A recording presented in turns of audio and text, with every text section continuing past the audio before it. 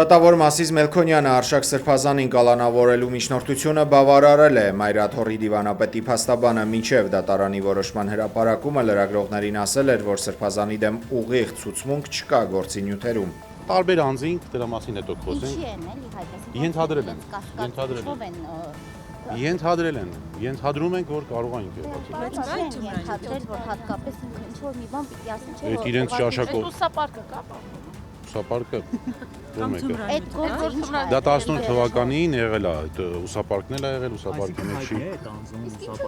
Այո, Այդ Կարեն Պետրոսյանի մասին է խոսքը, պարոն Բաբայան, Կարեն նոր հայրապետ։ իր ուսապարկում չի եղել։ Բայց նա կասկած հայտնողն է եղել։ Չեմ կարող ասել հիմա։ Նախագնական գաղտնիքի ինչ է եղել 2018 Ոչ մի բան, 2018 թվականից քննվող գործի հետ կապված վերջի գործողությունը եղել է 2025 թվականի հուլիսին եւ 2025 թվականի դեկտեմբերի 4-ին ստեղծվել է քննչական խումբ, այսինքն 3 ստեղծվել է քննչական խումբ եւ ձերբակալվել է Այսինքն 7 տարիա քննում են այդ ինչ թմրանյութը։ քննչական գործողություն, հարցաքննություն։ 7 տարիա քննում են այդ թմրանյութը ոնց է հայտնվել ուսապարկում։ Այո, քննել են, այդպես էլ չեն հասկացում։ Փաստաբանը Սրբազանի դեմ բացված գործը որակել է քաղաքական, մեջբերում հատկապես որ կալանքի միջնորդությունը քննում է Մասիս Մելքոնյանը, Բագրատ եւ Միքայել Սրբազաններին կալանավորած դատավորը։ Կիրակի Սպիտակի երկրաշարժի 37-րդ տարելիցի օրը Հայաստանի վարչապետը Սուրբ Պատարագի կմասնակցի Գյումրիի 7 վերք եկեղեցում։ Առայժմ հայտնի չէ, թե ով է լինելու պատարագի քահանան, քանի որ Շիրակի թեմի 27 քահանաները ըստ էության հրաժարվում են կատարել Նիկոլ Փաշինյանի ցանկությունը եւ պատարագի ժամանակ չհնչեցնել ամենայն հայոց կաթողիկոս Գարեգին II-ի անունը։ Հայաստանի վարչապետը 5 շաբթի հաստատել էր տեղեկությունը, որ պատարագների գնում է պայմանով, որ այնտեղ վեհապարի անունը չհնչի, իսկ այդ հարցը կարգավորելու գործին կարող է խառնվել նաև ազգային անվտանգության ծառայությունը։ Մի քանի օր է Գյումրիից տեղեկություններ են հասնում, որ իշխանամերձ հանրային քաղաքական գործիչները, ուժային կառույցների ներկայացուցիչները հանդիպումներ են ունենում Շիրակի թեմի հոգևորականների հետ։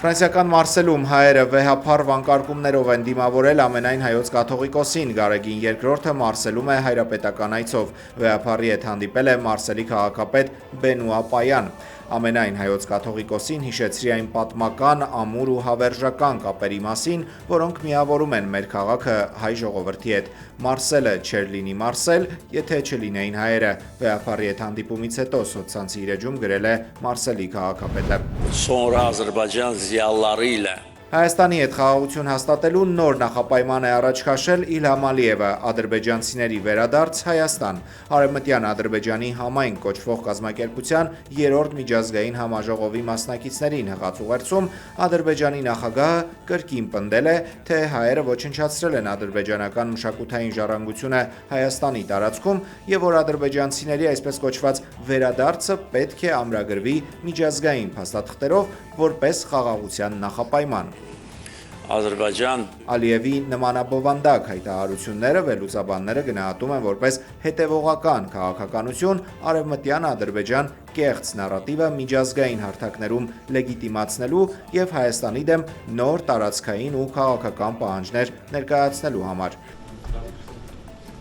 Ընդամենը 2 օր առաջ Հայաստանի վարչապետը խորհրդարանի ամբիոնից ասել էր, որ Ադրբեջանի հետ արդեն հաստատվել է խաղաղություն եւ դա փաստ է։ 110 կիլոմետրի չափով մենք ենք իրաց տարածքում։ Ազգային ժողովի նախագահ Ալեն Սիմոնյանը ավելի վաղ հայտարարել էր, թե Հայաստանի զինուժը 90-ականներից վերահսկում է Ադրբեջանի մոտ 110 քառակուսի կիլոմետր տարածք, իսկ Բաքուն մոտ 200 քառակուսի կիլոմետր հայկական տարածք։ 3, 2, 1 ԱՄՆ նախագահ Դոնալդ Թրամփն առաջին տիկնոջ հետ վառել է Վաշինգտոնի գլխավոր տոնածառի լույսերը։ Մելանիա Թրամփն այս տարի անձամբ էր ընտրել Միացյալ Նահանգների գլխավոր տոնածառը եւ ամբողջ զարդարանքները։ Ռուսաստանի նախագահ Վլադիմիր Պուտինը պաշտոնական այցով ժամանել է Հնդկաստան։ Նյու Դելիում ռուս առաջնորդին դիմավորել են հանդիսավորը արարողությամբ։ Հնդկաստանի փողոցներում բազմահազարանոց երթեր են անցկացվել, որի ժամանակ ծածանվել են Ռուսաստանի եւ Հնդկաստանի դրոշները, Պուտինի եւ Մոդիի լուսանկարները։ Մասնակիցները համոզված են, որ Ռուսաստանի նախագահի այցը նոր թափ է տալու երկրին։ Հնդկաստանի վարչապետ Նարենդրա Մոդին Վլադիմիր Պուտինին հանդիպել է երկրի նախագահական պալատում։ Ռուսաստանի Գրոզնի քաղաքի Գրոզնի City բիզնես կենտրոնում պայթյուն է տեղի ունեցել։ Վնասվել են շենքի մի քանի հարկերը։ Նախնական տեղեկությամբ բիզնես կենտրոնի վրա կարող է անօդաչու թռչող սարք ընկած լինել։ Բրազիլիայում ինքնաթիռի վայրեջքի ժամանակ բռնկվել է ուղեբեռների տեղափոխման փոխարկիչը։ Օդանավի ուղևորները թողնելով բոլոր իրերը անհապաղ տարհանվել են։ Եվրոպական հեռարձակողների միությունը որոշել է թույլատրել Իսրայելին մասնակցել Եվրատեսիլ 2026 մրցույթին։ Իսպանիան, Նիդերլանդները, Իռլանդիան եւ Սլովենիան հայտարարել են մրցույթը բոյկոտելու մասին։ Դեռևս միայն Գերմանիան է աջակցել Իսրայելի մասնակցությունը եւ սպառնացել լքել մրցույթը արգելքի դեպքում։ Եվրոպական հեռարձակողների միության անդամները սկզբում քննարկել են փակ քվեարկությամբ որոշել Իսրայելի մասնակցության հարցը, սակայն հետո չեղարկել են որոշումը։ Փաստացի Իսրայելը կկարողանա մասնակցել հաջորդ տարի անցկացվող երգի մրցույթին։ Մասնակցության արգելքը Իսրայելի նկատմամբ ձևավորվել է, երբ երկրի դեմ մեղադրանքներ էին ներկայացվել սեփական մասնակցին անարդար կերպով աջակցելու եւ առաջ մղելու համար։ Բոյկոտած 5 երկրները սակայն նշում են, որ Իսրայելի մասնակցությունը պետք է արգելվի Գազայում իր գործողությունների պատճառով։